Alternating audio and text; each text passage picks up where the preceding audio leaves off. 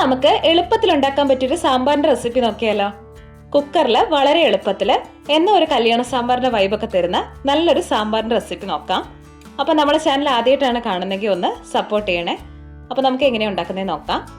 കഷ്ണങ്ങളായിട്ട് ഒരു മുരിങ്ങയ്ക്കും ഒരു ക്യാരറ്റും ഒരു വലിയ തക്കാളിയും 2 ഉരുളക്കിഴങ്ങും ഒരു സവാളയും പിന്നെ ഒരു ചെറിയ കഷ്ണം പടവലങ്ങി ഒരു കുഞ്ഞു വഴുതനയും 2 or 3 വെണ്ടയ്ക്ക എടുത്തിട്ടുണ്ട്. അപ്പോൾ നമുക്ക് ആദ്യം തന്നെ ഇതിലോട്ട് വേണ്ട പരിപ്പൊന്ന് വേവിച്ചെടുക്കാം. ഞാനിപ്പോൾ ഇവിടെ 1 കപ്പ് പരിപ്പ് എടുത്തിട്ടുണ്ട്. അതായത് 2 പിടി പരിപ്പൊക്കെ കാണും. ഇത് കഴുകിയിട്ട് കുക്കറിലോട്ട് ഇട്ട് കൊടുക്കാം. ഇനി ഇതിലോട്ട് ഒരു പച്ചമുളകും ആവശ്യത്തിന് വേണ്ട ഉപ്പും കുറച്ച് മഞ്ഞൾപ്പൊടിയും കൂടി ചേർത്തിട്ട് നമുക്കിതിലോട്ട് പാകത്തിന് വേണ്ട വെള്ളം കൂടി ഒഴിച്ചു കൊടുക്കാം. എന്നിട്ട് 2 വിസിലിന് ഇതൊന്ന് വേവിച്ചെടുക്കാം. പിന്നെ ഓരോരുത്തരുടെയും കയ്യിലുള്ള പരിപ്പിനനുസരിച്ചിട്ട് വേവിൽ വ്യത്യാസം ഉണ്ടാവും. അപ്പോൾ ഇത് 2 വിസിലൊക്കെ മതി. ഇനി പ്രഷറൊക്കെ പോയതിനു ശേഷം നമുക്ക് അടപ്പൊന്ന് തുറന്നു നോക്കാം. ഇപ്പോൾ പരിപ്പൊക്കെ നന്നായിട്ട് തന്നെ വെന്ത് കിട്ടിയിട്ടുണ്ട്. ഇനി ഇതിലോട്ട് നമുക്ക് മുരിങ്ങയ്ക്കയും വെണ്ടയ്ക്കയും തക്കാളിയും ഒഴികെയുള്ള എല്ലാ കഷ്ണങ്ങളും ചേർത്ത് കൊടുക്കാം. ഈ 3 കഷ്ണങ്ങളും നമ്മൾ ഒരു വിസിലും കൂടി ഒന്ന് കുക്ക് ചെയ്തെടുക്കുമ്പോഴേക്കും ഉടഞ്ഞു പോവും. അതുകൊണ്ടാണ്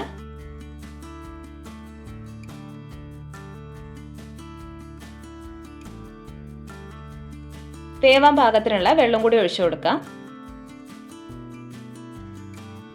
ഒന്ന് മിക്സ് ചെയ്തിട്ട് ഒരു വിസിലിന് മാത്രം ഒന്ന് വേവിച്ചെടുക്കാം.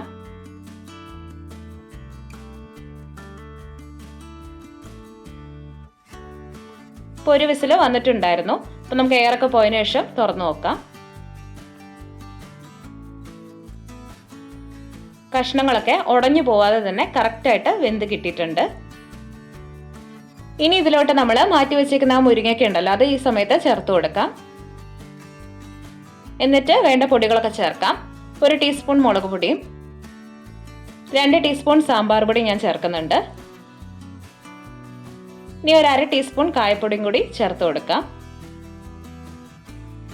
ഇനി നമ്മൾ ഇതിലോട്ട് ചേർക്കുന്നത് പുളിവെള്ളമാണ്. അപ്പോൾ നമ്മൾ എടുത്തേക്കുന്ന തക്കാളിയുടെ അളവ് നോക്കിയിട്ട് മാത്രം പുളി ചേർത്ത് കൊടുക്കുക. എന്നിട്ട് നന്നായിട്ടൊന്ന് മിക്സ് ചെയ്തിട്ട് ഈ സാമ്പാർ പൊടിയുടെ മുളക് പൊടിയുടെ ഒക്കെ പച്ചമണമൊക്കെ പോകുന്നവരെ നന്നായിട്ട് തന്നെ ഒന്ന് തിളപ്പിച്ചെടുക്കാം. ഇനി ഇതിലോട്ട് നമുക്ക് കടുക് വറുത്തിടാം. അതിനായിട്ട് വെളിച്ചെണ്ണയിലോട്ട് കുറച്ച് കടുക് ചേർത്ത് ഒന്ന് പൊട്ടി വരുമ്പോൾ കുറച്ച് വറ്റൽമുളകും കറിവേപ്പിലയും ചേർത്ത് കൊടുക്കാം.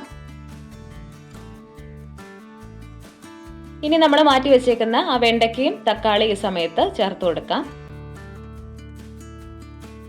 ഇങ്ങനെ ചേർത്ത് കൊടുക്കുമ്പോൾ ഈ വെണ്ടയ്ക്കയുടെ കൊഴുപ്പൊന്നും സാമ്പാറിന് ഒരുപാട് ഉണ്ടാവില്ല. അതുപോലെ സാമ്പാർ നല്ല ടേസ്റ്റ് ആയിരിക്കും.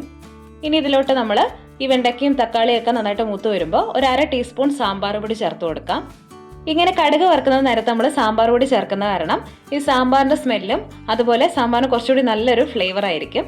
ഇനി ഇത് കറിയിലോട്ട് ഒഴിച്ചു കൊടുക്കാം. എന്നിട്ട് ഇതിലോട്ട് കുറച്ച് മല്ലിയിലയും കൂടി ചേർത്ത് കൊടുക്കാം. ഇപ്പോൾ കണ്ട സാമ്പാർ നല്ല കുറുകിയിട്ട് തന്നെ ഇരിക്കുന്നുണ്ട്. ഇനി ഇത് തണുത്ത് കഴിയുമ്പോഴേക്കും ഒന്നുകൂടി ഒന്ന് തിക്കായിട്ടിരിക്കും. അപ്പോൾ നമ്മുടെ ഈസി ആയിട്ടുള്ള എന്നാൽ നല്ല ടേസ്റ്റുള്ള സാമ്പാർ റെഡി ആയിട്ടുണ്ട്. അപ്പോൾ എല്ലാവരും ഒന്ന് ട്രൈ ചെയ്ത് നോക്കിയിട്ട് ഇഷ്ടപ്പെടുവാണെങ്കിൽ നമ്മളെ കമൻറ്റിലൂടെ അറിയിക്കണേ. അപ്പോൾ പുതിയ വീഡിയോ ആയിട്ട് കാണാം. താങ്ക്